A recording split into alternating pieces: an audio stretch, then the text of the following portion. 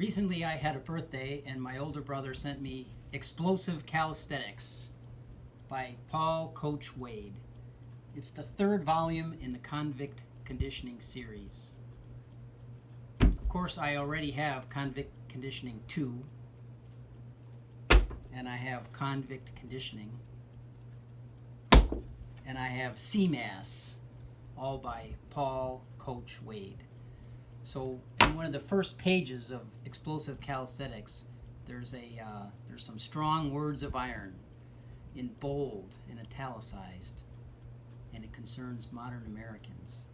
And when I read it, I started laughing, and I thought, somebody needs to put together David Letterman top 10 list style of all his strongest words of iron that he's got in all those different books. So that's what this video is. I've gone through all the books and I've prepared a top 10 list. Now you might say, what are you talking about, words of iron? Well, that's from the movie The Outlaw Josie Wales with Clint Eastwood. You can tell Clint Eastwood's looking pretty tough then.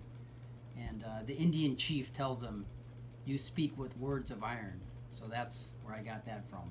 That's a good movie though, if you ever have a chance to watch it. Okay, so without further ado, I'm now going to read to you my top 10 list, Words of Iron, by Paul Coach Wade. Remember, I am not Paul Wade. Okay, so here we go. This is number 10, and it concerns on strength. I've typed these up to save time rather than flipping through the books. So this is number 10, on strength. The average gym junkie today is all about appearance, not ability. Flash, not function. These men may have big, artificially pumped up limbs, but all that size is in the muscle tissue. The tendons and joints are weak. Ask the average muscle man to do a deep one-legged squat, ass to floor style, and his knee ligaments would probably snap in two. Number 9. On physical culture. The world of physical conditioning has never been in such a desperately low, pitiful situation as it is today. Ever. Number 8. On gyms and gym equipment.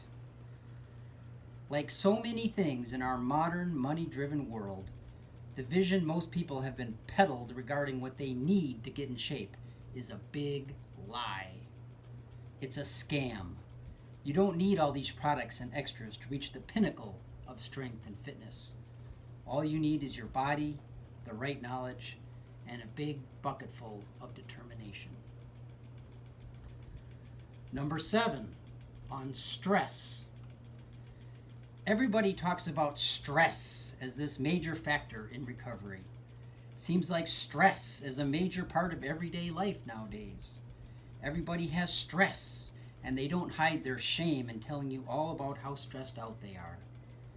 Forget your thoughts and feelings and focus on getting the job done. Guerrillas fighting in war zones don't have time to get stressed. They're focusing too hard trying to stay alive. Nomads in Africa don't have time to get hung up on how stressed out they feel when a drought strikes. They are far too busy trying to locate water and get it home to their kids. Fire your shrink and challenge yourself to some push-ups instead. I guarantee you'll feel better. Harden the hell up, America. Strong words of iron. Number 6, on eating. Another sacred cow in fitness nutrition is the idea that you need to eat at least 6 times per day. Hell, some writers would have a conveyor belt rolling food into your mouth 24/7 while you sat on the toilet. In reality, being a little hungry before bedtime is no bad thing. Having an empty belly before bed allows the gut and intestines time to relax and recuperate, detoxifies the blood, maximizes nocturnal fat burning, and improves the quality of sleep. It also helps ensure a great appetite in the morning. Number 5, on sleep. Most human beings in America are chronically sleep deprived. the general advice of 6 to 8 hours is way too low, in my opinion. If you can get away sleeping 14 hours a day, do it. Some folks will say that's antisocial. Compared to what? Staying awake and playing Xbox all day? Okay, the next one is on age. And I recently turned 50, so I like these words of iron. True kick-ass strength in the 50s and 60s is not a problem. Many of the old-time strongmen could perform their awe-inspiring acts in the 80s. Drug-free athletes of the modern era should forget the bullshit fed to them by the modern, steroid-fueled sporting world and readjust their attitudes to the old-school, superior standards. Okay, the next one is on steroids. He has a whole chapter in which he says, please don't take steroids, and he goes on and on, so I had to, for this quote, I kind of consolidated different parts of the chapter into a few phrases. Okay, here we go. Despite what you might think, the medical industry are pissed as hell that steroids have been made illegal because it means they can't peddle that vile shit for huge profits. For what it's worth, I got no doubt that as time goes by, male testosterone levels are dropping. No doubt at all. I just have to walk the streets and see these lazy-ass, Xbox-playing, metrosexual, Justin Bieber-looking mofos strutting all over to realize that. Most Victorian strongmen had enough testosterone to chew up the average modern male and spit him in the trash. But this had nothing to do with a magically clean environment or perfect nutrition. Number 2, on obesity.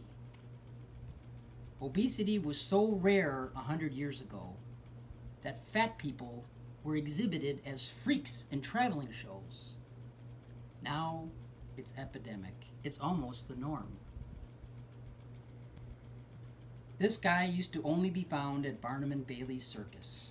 Now you can find him in pretty much any aisle of Walmart. And finally, coming back to that number 1 words of iron on the subject of modern Americans. And I imagine by now you can have a pretty good idea what's coming. Combined with the epidemic of obesity, there's no doubt about it. Modern Americans are the slowest, least agile members of our species in history.